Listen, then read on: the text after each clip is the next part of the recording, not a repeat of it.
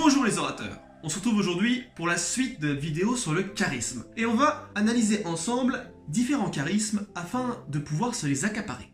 En effet, au-delà des 3 caractéristiques cumulatives dont il faut impérativement se rappeler pour devenir charismatique, à savoir la présence, le pouvoir et la chaleur humaine, Olivia Fox-Cabane nous livre 4 types de charismes différents que nous pouvons utiliser selon diverses situations qui nous font face. Le premier de ces charismes, c'est le charisme bienveillant. On va chercher à créer une relation particulière avec les personnes qui nous font face. On va vouloir fédérer autour de nous et on va toujours chercher à aider les individus du groupe. C'est un charisme qui va vous rendre très vite passionnant et vous allez pouvoir créer des relations facilement. En revanche, attention, beaucoup de personnes tentent d'évoluer sur ce charisme, mais ils manquent de pouvoir et du coup ne peuvent pas l'atteindre. Car rappelez-vous, les 3 caractéristiques sont cumulatives. On a ensuite le charisme dit visionnaire. C'est vraiment le charisme du meneur d'hommes. C'est celui qui va passionner, fédérer et créer un mouvement pour atteindre un objectif particulier. Il est extrêmement intéressant, surtout pour convaincre des gens de faire une action particulière quand ils sont timides à la base ou qu'ils ont peur. En revanche, attention parce que parfois votre pouvoir et votre présence vont être très bons par rapport à vos objectifs dont vous êtes convaincu que vous pouvez y arriver, mais votre chaleur humaine justement, puisque vous partez, ne suit pas toujours très bien. Et donc il va falloir faire attention et essayer de motiver, de rassurer les personnes qui sont avec vous. Troisièmement, le charisme dominant. C'est l'idée de cette personne qui est assez dure, qui intrigue, qui fascine, qui a une présence qui est incroyable et une confiance en elle qui est débordante, mais qui manque souvent cruellement de chaleur humaine.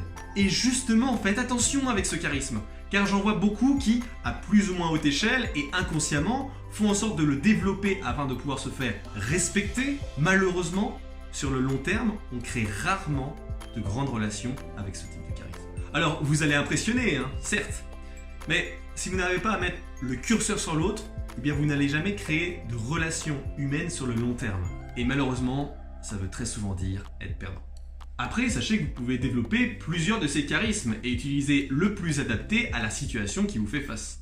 Et justement, si la situation requiert que vous mettiez le curseur sur l'autre, vous allez avoir besoin du 4e charisme, le charisme dit focalisé. Le charisme focalisé, c'est lorsqu'on met toute son écoute, toute son attention au service de l'autre.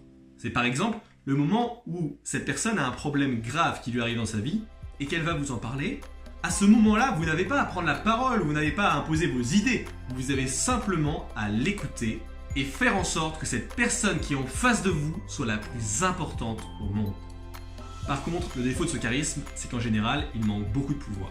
Enfin, rien que pour vous, je vais dégager un 5e type de charisme. C'est le charisme qu'on va appeler énergique. C'est une personne qui va être solaire et qui va dégager énormément d'énergie positive et on va avoir envie de passer du temps avec elle. Étonnamment, son défaut à elle, ça pourrait être la présence.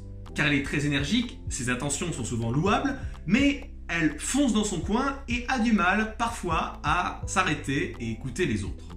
Maintenant, j'ai une question pour vous. Dans les 5 charismes que l'on vient de voir ensemble, si vous deviez en choisir 2 que vous souhaiteriez maîtriser particulièrement, ce seraient lesquels ?